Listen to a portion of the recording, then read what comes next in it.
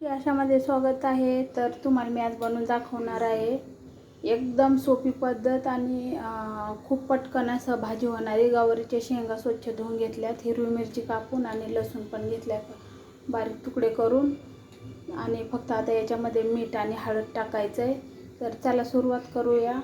ना वाटण ना घाटण, पण मस्त एकदम झटपट अशी एकदम छान अशी भाजी होते, चटपटीत एकदम.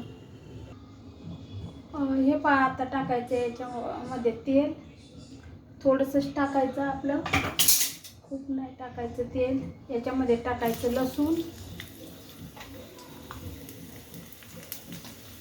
भाकरी बनवलेली तव्यावर, तर ते भाकरीचा खरकटा तवा आहे म्हणून असं दिसतंय.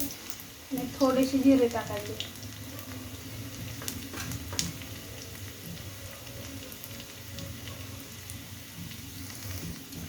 लसूण जिरे आता लाल झाले जराशी. आता लगेच आपल्याला शेंगा घ्यायच्या त्याच्यात टाकून. शेंगा चांगल्या खालीवर करून परतून घ्यायच्या 2 मिनिट.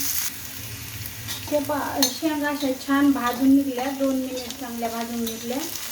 गॅस फास्ट करून, आणि आता याच्यामध्ये ही चिरलेली बारीक चिरलेली मिरची टाकायची. तुम्ही वाटलेली पण टाकू शकता हिरवी मिरची.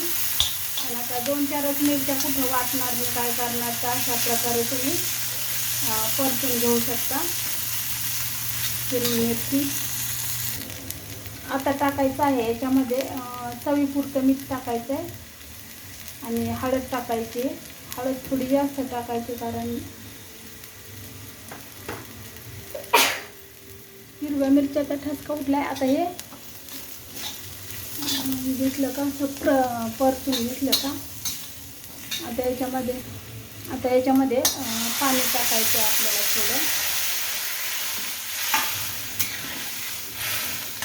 थोडंसं पाणी, लगेच शिजते.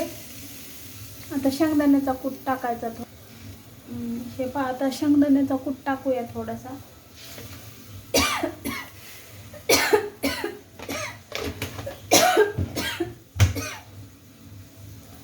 आता हे 5 मिनिटात गवारी शेंगा शिजून निघतात. पहा, झाकण ठेवायचं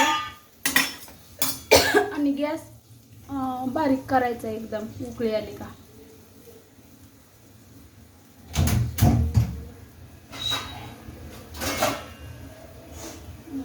हे पहा, आता थोडी थोडी उकळी यायला लागली. गॅस एकदम बारीक करायचा आणि झाकण ठेवायचं. 5 मिनिटामध्ये आपली भाजी तयार.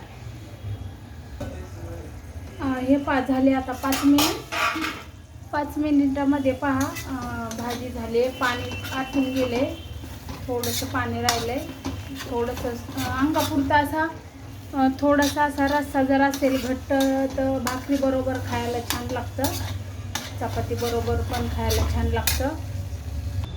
तर हे पहा, गवारीच्या शेंगाची भाजी तयार झाली आहे. पहा, मस्त घट्ट अशी झाली आहे. याच्यापासून मी थोडा पातळ रस्सा बनवायचा असेल तर बनवू शकता तुम्ही.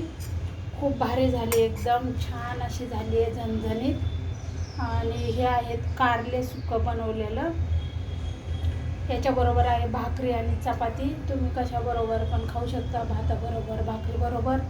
तर कशी वाटली गवारीच्या शेंगाची झटपट भाजी, तर नक्की कमेंट करून सांगा. व्हिडिओ पाहिल्याबद्दल धन्यवाद.